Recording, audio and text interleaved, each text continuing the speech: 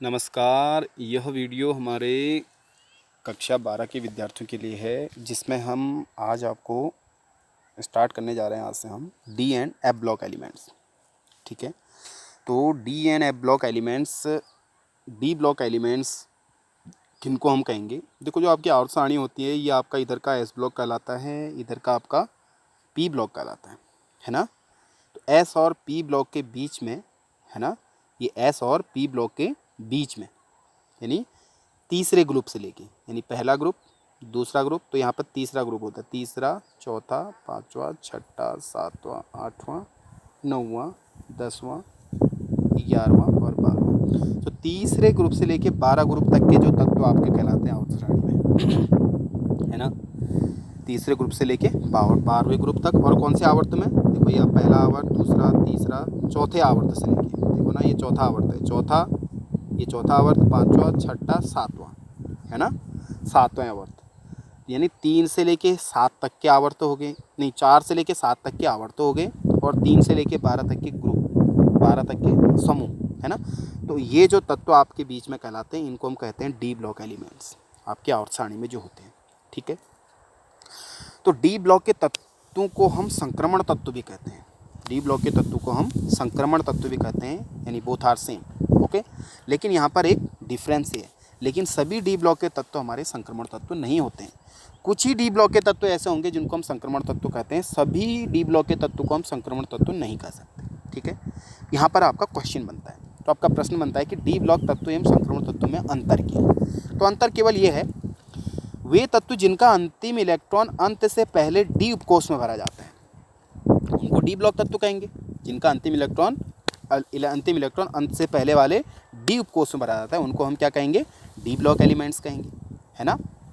और वे तत्व जिनका डी उपकोष मूल या सामान्य ऑक्सीकरण अवस्था में आंशिक रूप से भरा होता है, उन्हें संक्रमण तत्व कहते हैं। ये इनकी परिभाषाओं में अंतर होता है। यानी मैंने आपको कहा डी ब्लॉक के तत्व कहा, डी ब्लॉक के तत्व किन्हें कहेंगे हम? जिनका अंतिम इलेक्ट्रॉन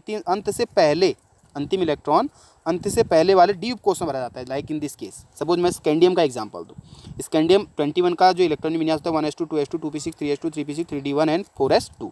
तो यहाँ पर आपका जो अंतिम इलेक्ट्रॉन जो डी उपकोष में भरा जाता है, 4s उपकोष में नहीं भरा जाता, अंतिम वाला डी उपकोष में भरा जाता है। तो ये अंतिम इलेक्ट्रॉन डी उपकोष में भरा गया है, अंतिम इलेक्ट्रॉन डी में भरा गया ना, तो इसका मतलब भी डी ब्लॉक तत्व है। स्कैंडियम क्या है आपका? डी ब्लॉक तत्व है, क्योंकि इसका अंतिम इलेक्ट्रॉन डी में भरा गया है, 1, है ना। अब स्कैंडियम को ही मैं संक्रमण तत्व भी कह रहा हूँ। क्यों कह रहा हूँ संक्रमण तत्व? क्यों कहेंगे? वे तत्व जिनका डी उपकोष मूल या सामान्य ऑक्सीकरण अवस्था में आंशिक रूप से भरा है। अब आपको पता है डी में कितने इलेक्ट्रॉन होते हैं? टोटल 10 इलेक्ट्रॉन होते हैं। इसका मतलब डी में कितने इलेक्ट्रॉन होने चाहिए? उसमें 1 से लेकर 9 तक के इलेक्ट्रॉन। अगर डी उपकोष में 1 से लेकर 9 तक के इलेक्ट्रॉन है, तब उसको आप संक्रमण तत्व कह सकते हैं। अगर डी उपकोष में 10 इलेक्ट्रॉन हो गए, तब आप उसको संक्रमण तत्व नहीं कहेंगे। कब? मूल अवस्था या सामान्य ऑक्सीकरण अवस्था में। ठीक है, तो यहाँ पर स्कैंडियम को देखो आप, स्कैंडियम की मूल अवस्था में यहाँ पर डी में कितने हैं? केवल 1 इलेक्ट्रॉन है, यानी डी पूरा भरा हुआ है। डी में 10 इलेक्ट्रॉन होने चाहिए थे, लेकिन डी में केवल 1 इलेक्ट्रॉन है, आंशिक रूप से भरा हुआ है। अगर डी आंशिक रूप से भरा हुआ है, इसका मतलब आप इसको संक्रमण तत्व भी कहेंगे। तो स्कैंडियम आपका डी ब्लॉक तत्व भी है, संक्रमण तत्व भी है। डी ब्लॉक इसके इसलिए है क्योंकि इसमें अंतिम इलेक्ट्रॉन डी उपकोष में भरा गया है। संक्रमण तत्व इसलिए है क्योंकि इसमें डी उपकोष आंशिक रूप से भरा हुआ है। ठीक है, अब इसमें एक और एग्जाम्पल मैं आपको देता हूँ, लाइक कॉपर को अगर आप देखें 29 का इलेक्ट्रॉनिक विन्यास अगर आप देखें, ये इसकी सामान्य अवस्था है, मूल अवस्था है इसकी, कॉपर की 29 Cu। ठीक हो गया। इसका इलेक्ट्रॉनिक विन्यास देखें 1s2 2s2 2p6 3s2 3p6 3d10 4s2। अभी डी ब्लॉक का एलिमेंट तो है, क्योंकि इसमें अंतिम इलेक्ट्रॉन डी में भरा गया है यहाँ पर, लेकिन इसको आप अभी संक्रमण तत्व नहीं कह सकते, क्योंकि इसमें डी आपका पूरा भरा हुआ है, 10 के 10 इलेक्ट्रॉन भरे हुए। तो इसको लेकिन ये इसकी मूल अवस्था है कॉपर की। तो कॉपर की ऑक्सीकरण अवस्थाएं भी होती हैं। कॉपर की पहली ऑक्सीकरण अवस्था होती है +1। तो अगर कॉपर की +1 ऑक्सीकरण अवस्था में देखो, तो इस यहाँ से 1 इलेक्ट्रॉन निकल जाएगा, एस से 1 इलेक्ट्रॉन निकलेगा, तो 1s2 2s2 2p6 3s2 3p6 3d10 बचेगा, एस वाला इलेक्ट्रॉन निकल गया। तो लेकिन अब भी देखें, अब भी ये आपका संक्रमण तत्व नहीं कहेंगे, अभी भी यहाँ पर डी उपकोष पूरा भरा हुआ है। कॉपर की एक और ऑक्सीकरण अवस्था होती है, दैट इज Cu2 पॉजिटिव होती है। तो यहाँ पर अब 2 इलेक्ट्रॉन निकले हुए हैं, एक यहाँ से एक्स से निकल गया, एक डी से और निकल गया, 2 इलेक्ट्रॉन निकल जाएंगे, तो डी में आप कितने बच गए? तुम्हारे 9 बच गए। इसका मतलब अब आपका जो डी उपकोष है वो आंशिक रूप से भरा हुआ है ना, आंशिक रूप से। अब आप हम क्या कहेंगे? Cu को संक्रमण तत्व। तो यही कारण है, अगर आपसे केवल यहीं पर दे दो, आप कहेंगे सीधे Cu हमारा संक्रमण तत्व नहीं है, लेकिन Cu संक्रमण तत्व है। क्यों? कब है? ऑक्सीकरण अवस्था में, है ना। सामान्य अवस्था में नहीं है तो ऑक्सीकरण अवस्था में तो है ही, है ना। तो संक्रमण तत्व उन्हीं को कहेंगे, संक्रमण तत्व उन्हीं को कहेंगे जिनका जो डी उपकोष है वो या तो सामान्य अवस्था में आंशिक रूप से भरा हो या ऑक्सीकरण अवस्था में आंशिक रूप से भरा हो, तब उसको हम क्या कह देंगे, संक्रमण तत्व कहेंगे, ठीक है ना। और डी ब्लॉक के तत्व इसलिए कहेंगे क्योंकि इसमें अंतिम इलेक्ट्रॉन डी उपकोष में भरा गया। क्लियर है ना। तो ये है संक्रमण तत्व और डी ब्लॉक के तत्व में। जैसे मैं आपको एक एग्जाम्पल और दूँ, जैसे जिंक का ले लूँ मैं, आप जिंक का क्या होता है, परमाणु क्रमांक 30 होता है, 30 होता है। तो इसका अगर इलेक्ट्रॉन विन्यास देखो तो कितना होगा, 1s2 2s2 2p6 3s2 3p6 फिर उसके बाद 4s भरा जाता है ना। तो 4s में कितने होते हैं यहाँ पे, 4s2 और लास्ट में आपका 3d भरा जाता है, 3d10।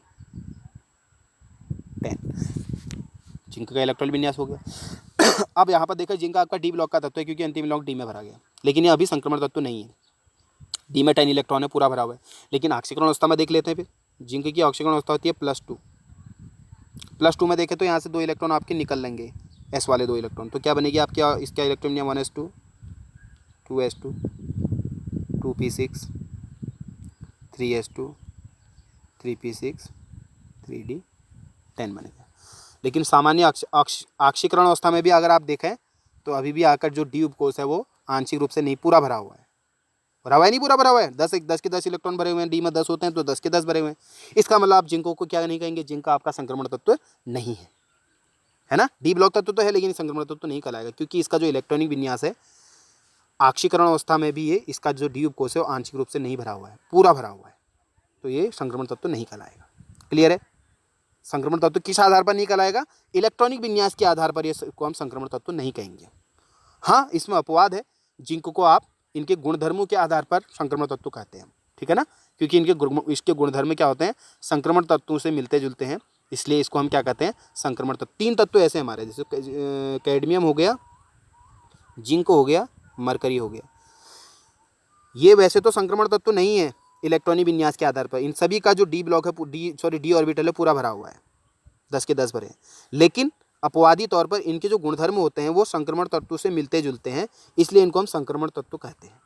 क्लियर है। डी ब्लॉक तत्व तो ये हैं ही, इनको हम संक्रमण तत्व भी कहते हैं, ठीक है ना। क्यों कहेंगे, क्योंकि इनके जो गुणधर्म है वो संक्रमण तत्व से मिले हैं। तो आप कह सकते हैं यहाँ पे क्वेश्चन अगर आपका आएगा कि जिंक, कैडमियम और मरकरी किस आधार पर संक्रमण तत्व हैं और किस आधार पर संक्रमण तत्व नहीं है, अगर मैं बोलूँ, है ना, तो आंसर इसमें क्या होगा, जिंक और मरकरी इलेक्ट्रॉनिक विन्यास के आधार पर संक्रमण तत्व नहीं है। देखो यहाँ पर डी पूरा भरा हुआ है, लेकिन गुणधर्मों के आधार पर ये संक्रमण तत्व है। ठीक हो गया, यही आपका इसमें आंसर हो जाएगा। क्लियर है। अब अगले हम चर्चा करेंगे जो डी ब्लॉक के एलिमेंट्स के सामान्य जो इनका इलेक्ट्रॉनिक विन्यास होता है, इनका इलेक्ट्रॉनिक विन्यास क्या होता है। तो इनका जो जनरल इलेक्ट्रॉनिक विन्यास होता है सामान्य रूप से वो होता है n-1 d1 to 10 ns1 to 2, ये इनका सामान्य इलेक्ट्रॉनिक विन्यास होता है। ठीक है ना, ये दोनों होते हैं, ये भी होता है, ये वाला भी होता है n-1 d1 to 10 ns0 to 2, लेकिन ये वाला आपका अपवाद के रूप में होता है। कुछ एलिमेंट्स इसको दिखाते हैं, जैसे आपका क्रोमियम एटसेट्रा, ये वाले एलिमेंट इसको दिखाते हैं, है ना, लेकिन ज़्यादातर एलिमेंट इसको दिखाएंगे। लेकिन अगर आपका ऑप्शन होता है कि जिंक का सामान्य इलेक्ट्रॉन विन्यास क्या होता है, तो आप अगर 4 ऑप्शन दिए, ये दोनों दिए हैं, तो इसको आप इसको टिक करेंगे इसमें। क्लियर है, दोनों होते हैं वैसे। क्लियर हो गया। तो इनका जनरल इलेक्ट्रॉनिक विन्यास n-1 d1 to 10 ns1 to 2, ये इनका सामान्य इलेक्ट्रॉनिक विन्यास होता है। क्लियर है। अगला इसमें जो आपका प्रश्न पूछा जाता है, इनको सिक्का धातुएं भी कहते हैं। सिक्का धातुएं मतलब मुद्रा धातुएं। मुद्रा धातुएं मतलब इनके कुछ तत्व ऐसे होते हैं जिनके सिक्के बनते थे पहले पुराने ज़माने में, आप देखते होंगे मुद्रा बनती थी, तो इनको हम सिक्का धातुएं भी कहते हैं, इनके कुछ तत्वों को। तो कौन से तत्व डी ब्लॉक के कौन से तत्व सिक्का धातुएं कहलाती हैं, वो होते हैं हमारे जो ग्रुप नंबर 11, यहाँ पर ग्रुप नंबर 11। तो ग्रुप नंबर 11 के हमारे जो तत्व होते हैं, ये 3 तत्व, कॉपर, Ag सिल्वर, Au आपका गोल्ड, यानी कॉपर, सिल्वर और गोल्ड, ये 3 तत्व आपके मुद्रा धातुएं कहलाती हैं, यानी सिक्का धातुएं कहलाती हैं। इनसे पहले सिक्के बनते थे। क्लियर है ना, इसलिए इनको हम सिक्का धातुएं भी कहते हैं। क्लियर है। So that's all, now we will discuss the other topics. बाकी हम आगे के लेक्चर में डिस्कस करेंगे। Thank you.